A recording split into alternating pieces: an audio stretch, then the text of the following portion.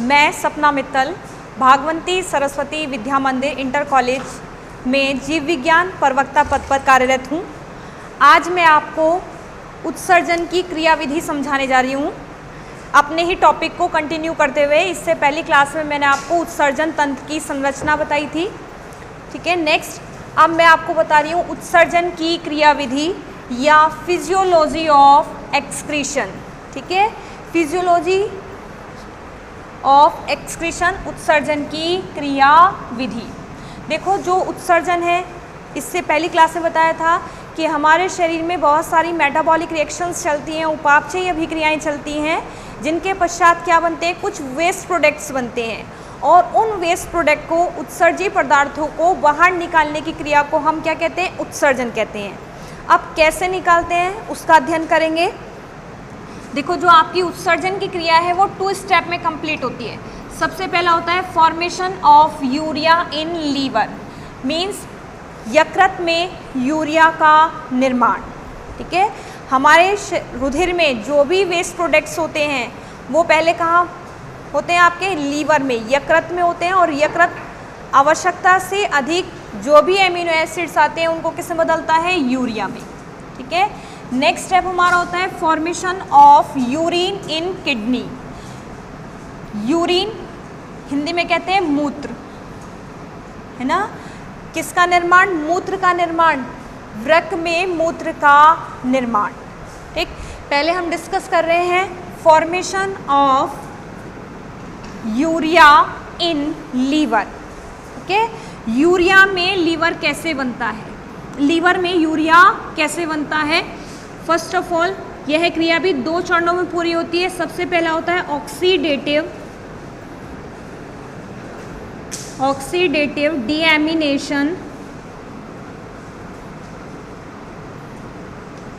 Of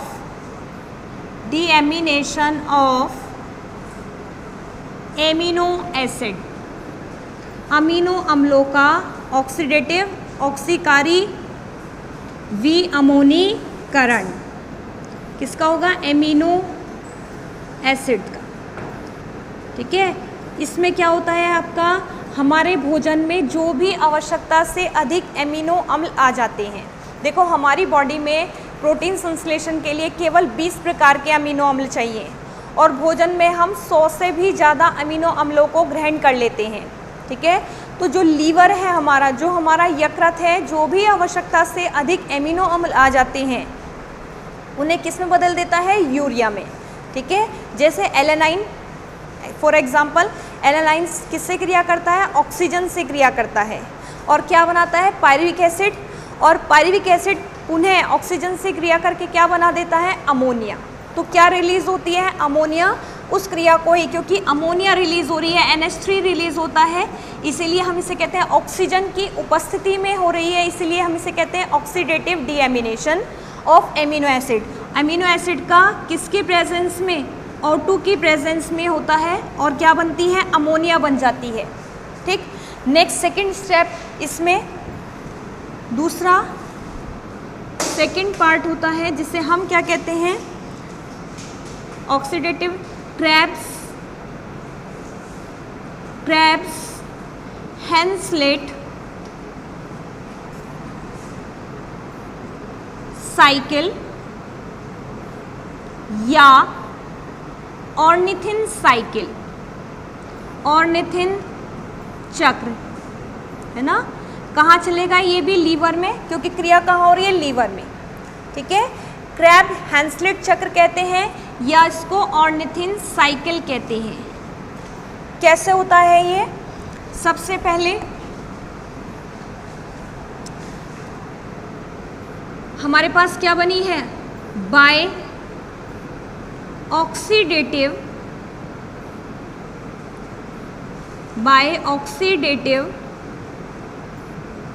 deamination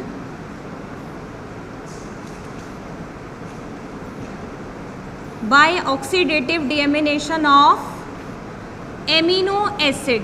पहला यही हुआ स्टेप, एमिनो एसिड, अमीनो अम्लों का ऑक्सीडेटिव डीएमिनेशन के बाद क्या बना हमारे पास, अमोनिया, NH3 बनती है। ठीक है। नेक्स्ट जो हमारी उपापचयी क्रिया होती है किसमें, मेटाबॉलिक रिएक्शन। मेटाबॉलिक किसकी, आपकी कार्बोहाइड्रेट,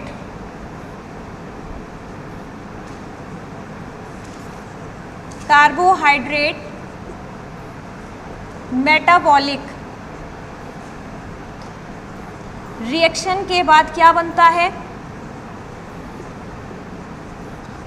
कार्बोहाइड्रेट की उपापचयी क्रियाओं के बाद क्या बनती है, हम जानते हैं CO2, कार्बन डाइऑक्साइड बनता है ना। जब कार्बोहाइड्रेट ग्लूकोज का ऑक्सीकरण होता है तो क्या बनती है, CO2।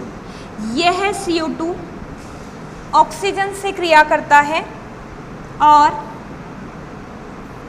क्या बनाता है आपका, कार्बेमाइल,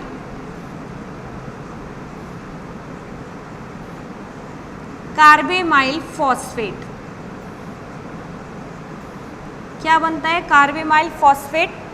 इस अभिक्रिया में ऊर्जा की आवश्यकता होती है और कितनी ऊर्जा लगती है, 2 ATP। 2 ATP से अगर ऊर्जा लेंगे तो क्या बन जाएंगे, 2 ADP। 2 ATP एडिनोसिन ट्राइफॉस्फेट किस में चेंज हो जाएंगे, एडिनोसिन डाइफॉस्फेट में। यह जो क्रिया है कार्बेमाइल सिंथेटेज एंजाइम की उपस्थिति में होती है ना।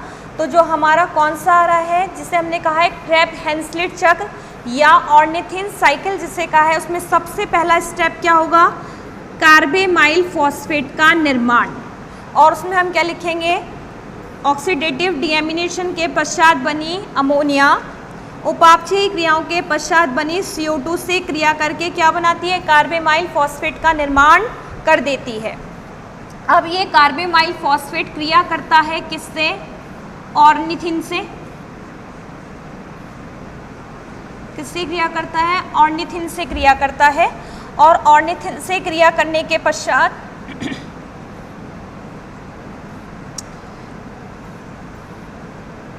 क्या बनाता है आपका, सिट्रुलिन।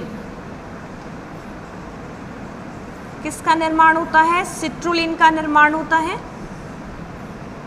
और सिट्रुलिन का निर्माण अल्फा ऑर्निथिन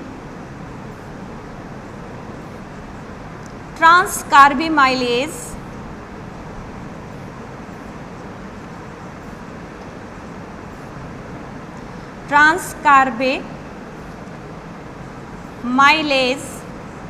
एंजाइम की उपस्थिति में होता है। ट्रांसकार्बेमाइलेज एंजाइम की उपस्थिति में कार्बेमाइल फॉस्फेट किससे क्रिया करता है, ऑर्निथिन से क्रिया करता है और क्या बना देता है, सिट्रुलिन बना देता है।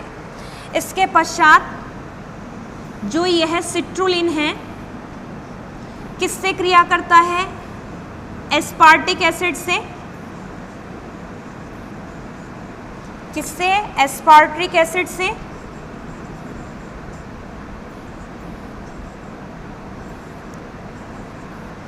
इस क्रिया में भी ATP ऊर्जा का यूज होता है, ATP चेंज होता है ADP में। और यह सिट्रुलिन से क्रिया करने के पश्चात क्या बनाता है, आर्जिनो सक्सिनिक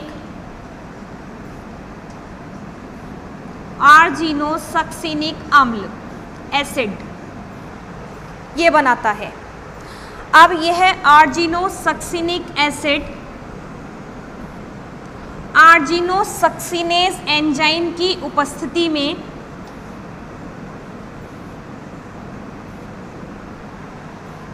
आर्जिनाइन का निर्माण करता है। ठीक है, साथ ही इस क्रिया में फ्यूमेरिक एसिड भी बनता है। फ्यूमेरिक एसिड का भी निर्माण होता है। कौन सा एंजाइम है, सक्सिनेज एंजाइम की उपस्थिति में क्या बन जाएगा, आर्जिनिन। और यह आर्जिनिन आर्जिनेज एंजाइम की उपस्थिति में क्या बनाता है? ऑर्निथिन बनाता है और यूरिया। कौन सा एंजाइम काम करता है? आर्जिनेज। ठीक है, तो क्रैब हैंसलेट साइकिल या ऑर्निथिन साइकिल में सबसे पहला किसका निर्माण होता है? कार्बामाइल फॉस्फेट का। दूसरा नंबर 2 डालते हैं हेडिंग सिट्रुलिन का निर्माण, फिर ये स्टेप लिखते हैं। नंबर 3 डालते हैं आर्जिनो सक्सिनिक एसिड का निर्माण। नंबर 4 डालते हैं आर्जिनिन का निर्माण। नंबर 5 डालते हैं यूरिया एवं ऑर्निथिन का निर्माण। देखो जो ऑर्निथिन बनता है फिर दोबारा काम आ जाएगा क्रैब हैंसलेट चक्र में, पर जो यूरिया बनता है यह यूरिया अब कहाँ पहुँचेगा? रुधिर द्वारा किडनी या वृक्क में। तो हमारा एक स्टेप कंप्लीट हो गया, formation of urea in liver. ये क्रिया कहाँ चली है? लीवर में। और इस क्रिया के पश्चात किसका निर्माण हुआ है? यूरिया का निर्माण। ठीक है, अब नेक्स्ट दूसरा स्टेप अभी मैंने बताया था, formation of urine in kidney, है ना? Formation of urine in kidney, वृक्क में मूत्र का निर्माण। ठीक है, formation of urine, formation of urine in kidney, या रीनल भी लिख सकते हैं। वृक्क और किडनी को रीनल भी कहते हैं। ठीक है, फॉर्मेशन ऑफ यूरिन। अब यूरिन बनेगा कहाँ पर? वृक्क में। और यह क्रिया 3 स्टेप में कंप्लीट होती है। सबसे पहला होता है ultra filtration. Ultra filtration Hindi में कहते हैं परानिसंदयन। ठीक है, दूसरा होता है आपका रीएब्जॉर्प्शन, या पूरा लिखेंगे सेलेक्टिव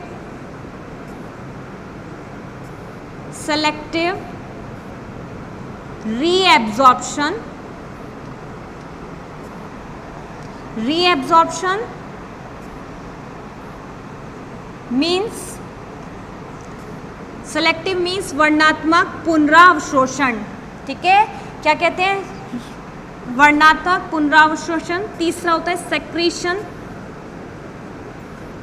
या हिंदी में कहते हैं श्रवण। ठीक, तो पहला स्टेप ये किसका निर्माण चल रहा है? यूरिन का। कहाँ चल रहा है? किडनी में। कितने स्टेप में कंप्लीट होता है? 3 में, अल्ट्रा फिल्ट्रेशन, सेलेक्टिव रीएब्जॉर्प्शन और सेक्रीशन। कैसे होता है? देखो जो ब्लड है, ब्लड द्वारा, रुधिर द्वारा, हमारी ये आर्टरीज हैं, ये रुधिर को कहाँ लेकर आ गई हैं? वृक्क में आ गई हैं। और वृक्क में हमारी क्या है? ये वृक्क नलिकाएं हैं।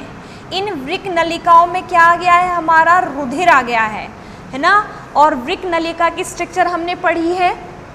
वृक्क नलिका में क्या होता है आपका? सबसे पहले होता है बोमेन्स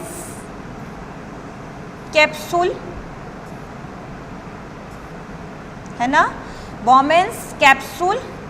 और इसी में एक रचना होती है जिसे हम कहते हैं केशिका गुच्छ, ग्लोमेरुलस। मैंने इससे पहले क्लास में बताया था, जो केशिका गुच्छ में, इसमें रुधिर को लाने वाली जो है, इसे हम क्या कह रहे हैं? एफरेंट। इसे हम क्या कहते हैं? Afferent arteriole. और जो रुधिर को लेकर जाती है उसे कहते हैं इफ्रेंट। ये क्या है? हमारी एफरेंट एट्रियोल। Efferent arteriole. और ये क्या है? ये इफ्रेंट एट्रियोल है।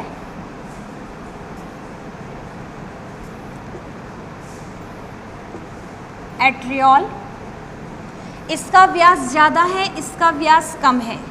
ये क्या है? केशिका गुच्छ, ग्लोमेरुलस, जो कहाँ लटका है? बोमेन संपुट की इस गुहा में, इस कैविटी में, जिसे हम क्या कहते हैं? ग्लोमेरुलर कैविटी या केशिका गुच्छ गुहा कहते हैं। ठीक है, अब वह रुधिर लीवर से कहाँ आ रहा है? वृक्क में। और उस रुधिर में क्या प्रेजेंट है? यूरिया, कुछ मात्रा में यूरिक एसिड, मैं देखो रुधिर प्लाज्मा में सब कुछ प्रेजेंट होता है, पानी 90% जल है ना, urea, uric acid, carbohydrates, hormones, vitamin, salts, लवण, ये सब प्रेजेंट होते हैं। तो पूरा रुधिर कहाँ रहा है, यहाँ। कितने दाब से प्रवेश करता है एफरेंट एट्रियोल में, 70 mm Hg दाब से, ठीक है। और निकलता कितने दाब से, क्योंकि इसका व्यास कम है। जैसे हम किसी कमरे में क्या करें, दरवाजे 2 हैं, एक दरवाजे का आधा भाग खोल दें और एक का पूरा, आने के लिए पूरा खुला है दरवाज़ा और जाने के लिए आधा, तो कमरे में क्या हो जाएगी, निकलने में भीड़ हो जाएगी। ऐसे ही प्रेशर बन जाएगा, दबाव। तो यहाँ पर 70 mm Hg है, यहाँ पर 30 mm Hg दाब है, प्रेशर है।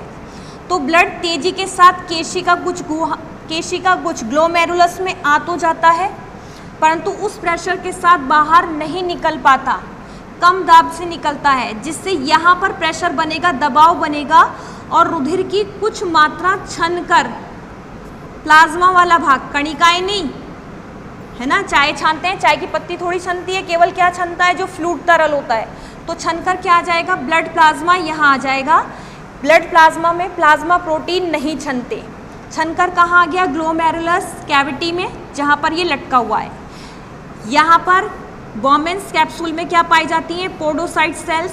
इससे पहले क्लास में बताया था कि यहाँ पर पोडोसाइट सेल्स होती हैं, छिद्रित कोशिकाएं होती हैं, जैसे छन्नी होती है, छन्नी सदृश, छन्नी के समान। तो जो फिल्ट्रेट यहाँ छना है, यहाँ से छनकर कहाँ आ जाता है, आपके बोमेन्स कैप्सूल में आ जाता है। जो रुधिर प्लाज्मा छना है वो छन के पहले यहाँ और फिर उसके बाद यहाँ, मीन्स तरल 2 बार छनता है, इसलिए इसको बोलते हैं अल्ट्रा फिल्ट्रेशन, ठीक है, या परानिसंदन। अब छन के क्या क्या आ गया, देखो प्लाज्मा छना है, प्लाज्मा प्रोटीन और रुधिर कणिकाओं को छोड़कर क्या छन के आ गया, यूरिया भी आ गया, इसमें यूरिक एसिड भी आया है, ग्लूकोज, विटामिन्स और सबसे मात्रा में क्या है, जल, H2O, सब कुछ छन के यहाँ आ गया है, ठीक। अब यहाँ से आगे बढ़ेगा, हमारी दूसरी क्रिया शुरू होगी, जिसे हम बोलते हैं सिलेक्टिव रीएब्जॉर्प्शन, वर्णात्मक पुनरावशोषण। ये नेक भाग था, नेक भाग के बाद क्या थी आपकी, प्रॉक्सिमल ट्यूब्यूल, और प्रॉक्सिमल ट्यूब्यूल में क्या पाए जाते हैं, फिंगर लाइक प्रोजेक्शंस, जिन्हें हम क्या कह रहे थे, विलाई, और विलाई के ऊपर क्या होते हैं आपके, माइक्रोविलाई। हमारी जो पीयूष ग्रंथि है, पीयूष ग्रंथि की पक्षपाली से ADH बन के आता है। अगर हमारे शरीर ADH hormone, anti diuretic hormone, ठीक है, यह हार्मोन ADH हार्मोन क्या करता है, वृक्क नलिकाओं को जल के पुनरावशोषण के लिए प्रेरित करता है, अगर हमारे शरीर में जल की मात्रा क्या है, कम है। अब यहाँ पर जैसे ही नेक्स्ट से होता हुआ फिल्ट्रेट कहाँ आता है, यहाँ पर, ठीक है। यहाँ पर जो ये माइक्रोविलाई है, माइक्रोविलाई जो भी उपयोगी पदार्थ हैं उनको एब्जॉर्ब कर लेते हैं, ठीक है, और एब्जॉर्ब करके हमारे सारे वृक्कों के चारों ओर क्या फैला है, रुधिर वाहिनियों का जाल। तो रुधिर वाहिनियों की शाखाएं किससे संबंधित रहती हैं, इन माइक्रोविलाई से। तो जो भी रीएब्जॉर्ब होगा वो कहाँ पहुँच जाएगा, हमारी रुधिर वाहिनियों में पहुँच जाएगा, ठीक है। तो यहाँ पर क्या हो गया, जो भी उत्सर्जी पदार्थ हैं उनका रीएब्जॉर्प्शन। इसके बाद हेनले लूप में पहुँचते हैं।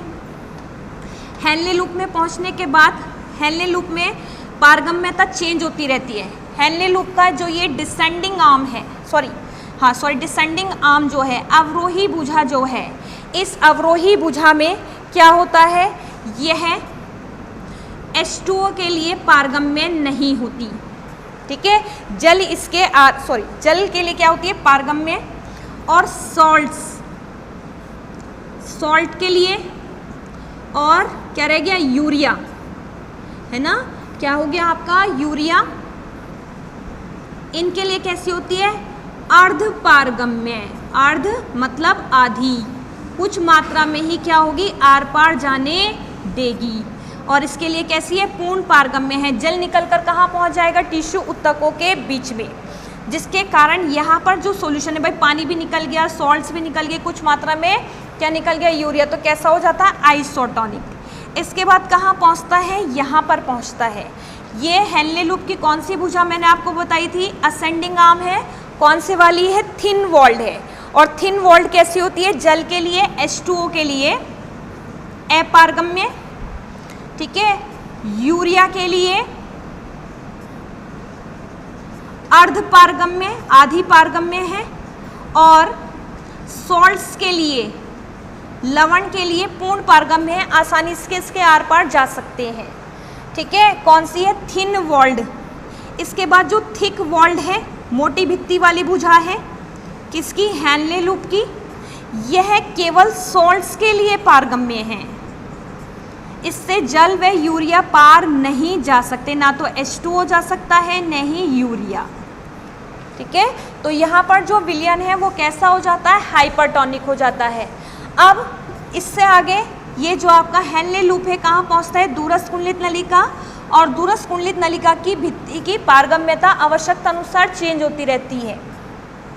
और ये कहाँ एकत्र होगा, संग्रहकारी नलिका में, है ना। और ये जो संग्रहकारी नलिका है इसमें बहुत सारी वृक्क नलिकाएं आकर खुलती हैं, ठीक। तो सबका फिल्ट्रेट कहाँ हो जाएगा, यहाँ।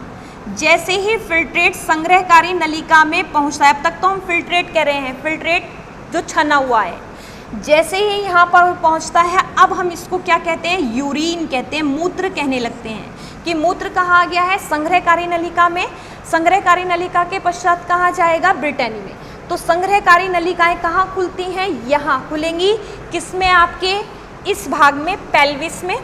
तो जो आपका यूरिन है कहाँ आ जाएगा, पेल्विस में आ जाएगा। और पेल्विस से तीसरा स्टेप होगा सिक्रीशन या श्रावण।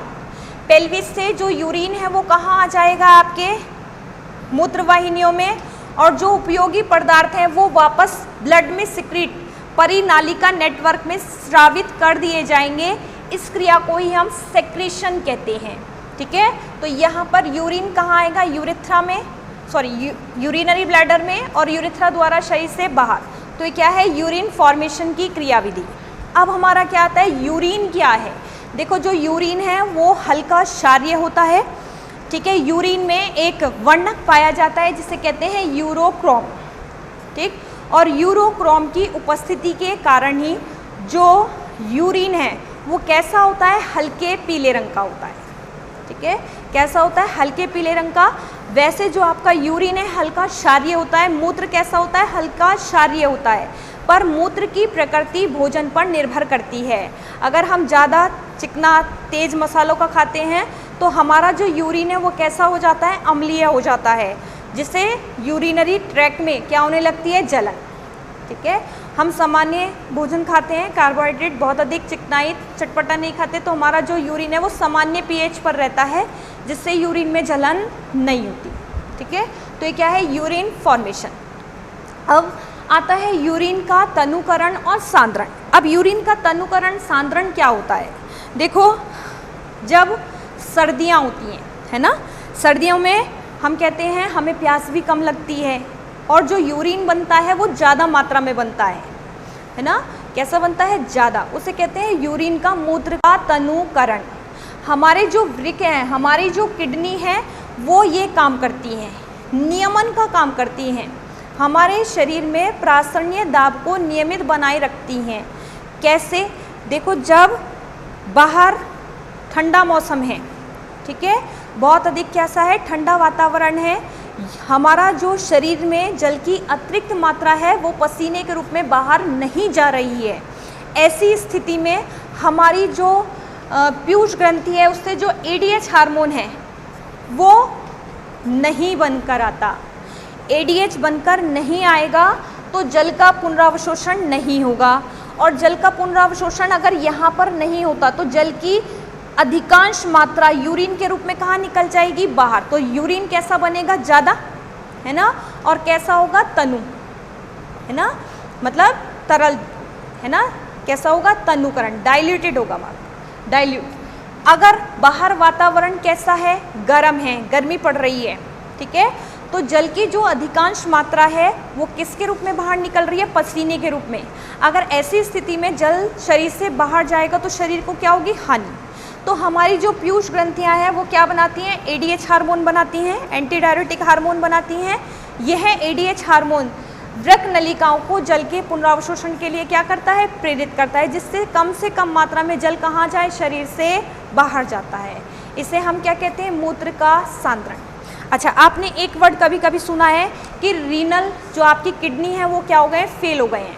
रीनल फेलियर बोलते हैं कि किडनी ने काम करना बंद कर दिया है और अब तो वो डायलिसिस पर आ गए हैं, है ना, कि उनको क्या करना पड़ रहा है, डायलिसिस पे रखना पड़ रहा है।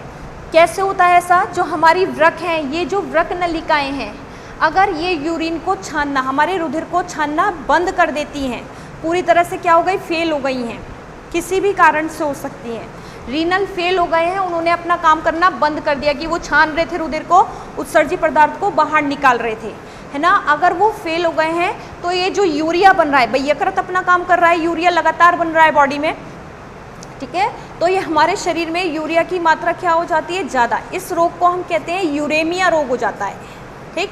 ऐसी स्थिति में क्या करते हैं, व्यक्ति का कृत्रिम रूप से रुधिर को छानते हैं, और रुधिर को छानने की इस विधि को ही हम क्या कहते हैं, हीमोडायलिसिस कहते हैं। हीमोडायलिसिस में किया क्या जाता है, देखो सबसे पहले जो रोगी है उसकी धमनी से क्या करते हैं, रुधिर को निकालते हैं, ठीक है, सिरिंज लगाकर कहाँ से निकालते हैं, धमनी से निकालते हैं, और साथ ही रुधिर में हिपेरिन नामक एंटीकोगुलेंट सब्सटेंस मिलाते हैं। कैसा, मान लीजिए जो रुधिर है, ये रोगी है, ये रोगी का हैंड है ना, तो हम क्या करते हैं, इसके रुधिर को आर्टरीज से, जो भी इसकी धमनी है, आर्टरी है, आर्टरी से क्या करते हैं, निकालते हैं और हीमोडायलिटिक एपरेटस में पंप कर देते हैं। ये क्या है, हीमोडायलिटिक एपरेटस, है ना। हम क्या कर रहे हैं, इसको हीमोडायलिटिक एपरेटस में पंप कर देते हैं, और पंप करने से पहले इसमें क्या मिलाते हैं, हिपेरिन, और इसको 0 डिग्री सेंटीग्रेड तक ठंडा कर देते हैं। अब जो ये एपरेटस होता है, इसमें क्या होता है आपका, इसमें सेलोफेन की बनी नलिकाएं होती है, ट्यूब्स होती हैं, इस तरह से ऊपर से डालेंगे, यहाँ से ना डाल के यहाँ से, और सेलोफेन की ट्यूब्स बनी रहती हैं इसमें।